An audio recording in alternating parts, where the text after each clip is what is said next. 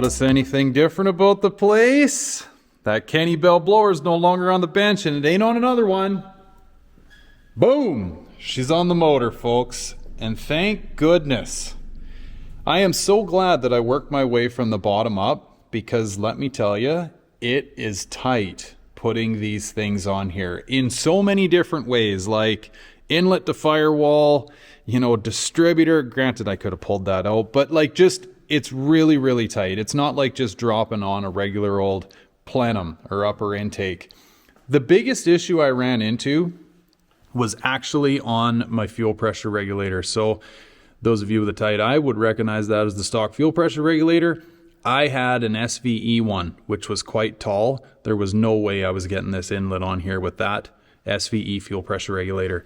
So then I tried a BBK one, which is shallower, and that wouldn't work. Inlet was hitting the vacuum stud. So then I thought I'll take the BBK fuel pressure regulator apart and I'll clock it so I can get the vacuum stud out this way more. That wouldn't work. Then I went to the stock one. I thought, okay, now I'm safe. Throw the blower back on for about the 15th time. And then I find that the vacuum stud on the top of the stock fuel pressure regulator also hits the inlet. So off it came again, off the fuel pressure regulator came again. I've pulled the blower and the fuel pressure regulator on and off this car in the teens amount of times. It's crazy. So cut the stud down, cut my little rubber 90 down, and finally got it all to sit, flush, and bolt down. And I mean, it's tight. This inlet is literally pushing the rubber 90 down on the fuel pressure regulator. Wild. In other fun news, so I put this thing on here on Friday and then had a busy weekend with the kids and their sports. So I just sort of finger tightened all the bolts. And then I came in here this morning. I'm like, okay, let's start off just by torquing this thing down. Well, here's the arsenal of tools that it's taken me to torque down that blower. I mean, you got two friendly bolts, in all honesty, like this front corner and this guy here. Outside of that, everything else needs like some sort of fancy tool. I mean, I'm using Allen headed bolts, but yeah, just crazy. I do have a bit of a mix match of hardware holding this thing down too. I've got a regular bolt, I've got a stud with a nut, and then I've got Allen head bolts holding it down, because clearance is just not your friend when it comes to putting this blower on. I've even cut Allen keys. Like this guy's cut, this guy's cut, that guy's cut. Like I've got to replace tools to have a full set again, but this is now my Kenne Bell torque tools. It's crazy. In other news, I did put plugs in it before I went in, knowing that I was probably going to be very tight for space to work within on this side of the motor.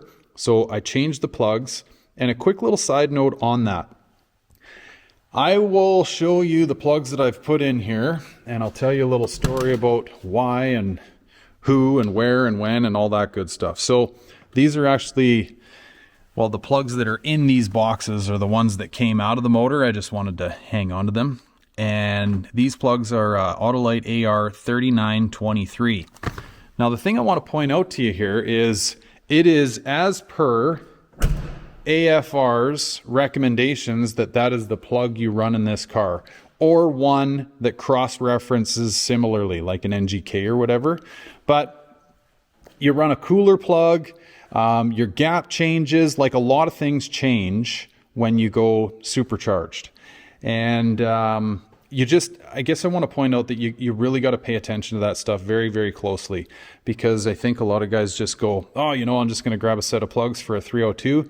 Don't go down that road. Get the plugs that your cylinder head manufacturer recommends. It's key. And you also need to pay very close attention to the gap that you gap your spark plugs at. Whatever stock is, 50 thou or whatever. These are now gapped at like 32 thou, and all of it plays into your particular situation. The plugs that came out of this were also recommended by AFR. I think they were the 3924s or something. Anyway, just wanted to point that out to folks. If your car's running rough or whatever, maybe start by checking with your plugs and make sure you got the right ones in there, they're gapped appropriately, so on and so forth.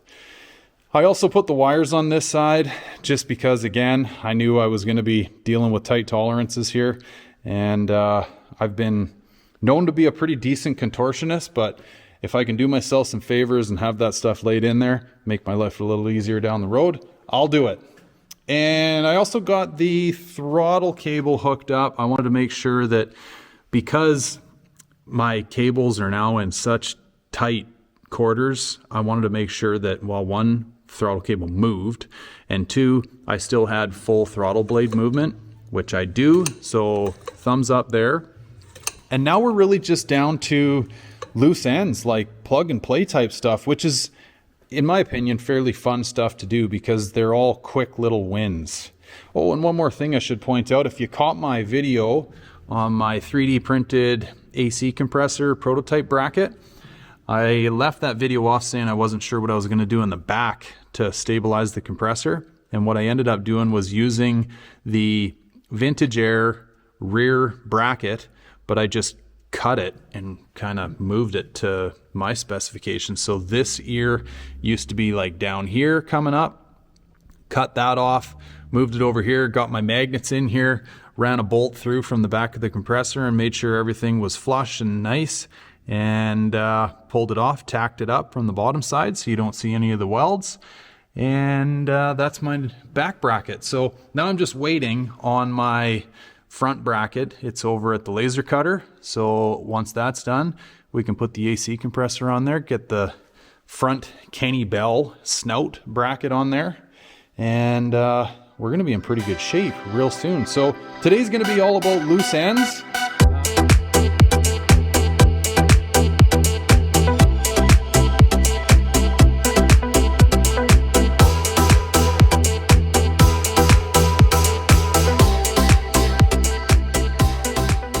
Well, folks, it never fails. Right when you think the trail's wide open and clear, you hit a tree. So here's what I got going on. When I designed the bracket for this Vintage Air AC compressor, I based everything off the fact that this Kenne Bell snout bracket was going to be flat across here. And I should have known better, because you can see how these holes are all oblonged. This one here that the bolt's through is also oblonged. They give you lots of movement in order to rotate and have your stuff line up because, well, the manufacturing tolerances at Ford in the 90s were not all that good. So anyway, I get why they did that. But in order to get everything to line up on mine and go on the snout bracket, which is obviously very important, this whole bracket has now shifted down, right? I got this downward slope to it, which changes the way that my AC compressor is clocked, and this puts me in the danger zone again. So this black hole here, or pardon me, black mark, is where I've told the machine shop to cut my new holes. And I've also moved, like essentially that's where it used to be, that little ear in the hole. Well, I've moved that ear up here, right? And if I go to that ear, bang, I start hitting my battery. So essentially I need that whole thing to shift up here yet again. God damn it, I can't believe this is happening. But anyway, so I'm hoping I can catch them before they got this thing cut out, because yeah, we need some alterations to be made to this thing.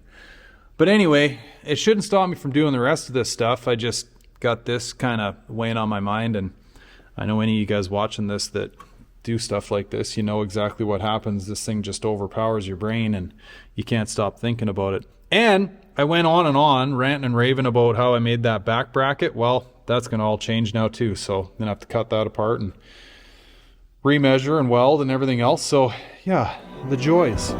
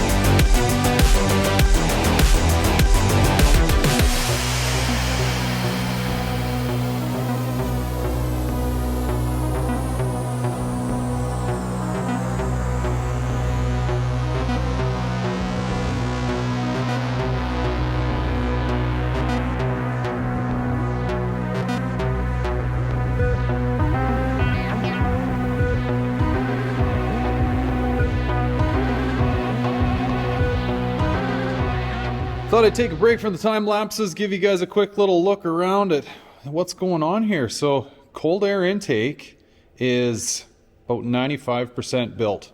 I still have to drill a hole in the bottom side of this guy and run my Venturi tube. If you're wondering what that's all about, maybe check out my catch can video. Okay, it'll explain more as to what's going on there. And what else? Ran some plug wires. Starting to plug in some vacuum lines, got my boost gauge wired up, or my boost reference, which goes over to my gauge. Everything's just kind of like, whatever, loosely going on, TPS and IAC. Got my main vacuum line over to my tree. It's all, you know, like I kind of said earlier, guys, it's like quick hitter jobs, but there's a lot of them. And obviously you don't want to miss any. So it's always good to stop yourself every once in a while and just kind of check where you're at. Like one of the things, for example, that I have rotting my mind, and thank goodness I do, is this water pump pulley is not torqued on. And I need to obviously remember to do that, or we're going to cause a whole bunch of havoc. But yeah, I still need to go and find the appropriate length belt, and there's lots and lots and lots of loose ends here. But anyway, I just thought I'd stop and show you around here. All went well with that cold air intake. I used my buddy's bandsaw. He's got an upholstery shop in one of the bays here at the shop, and I kind of used, well, I keep using my workhorse here, this dummy piece that I've used for mock-up purposes for quite some time now.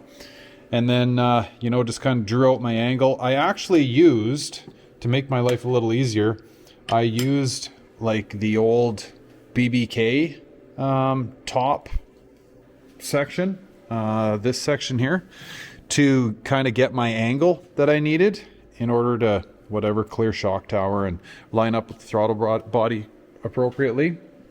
And this was my angle right here.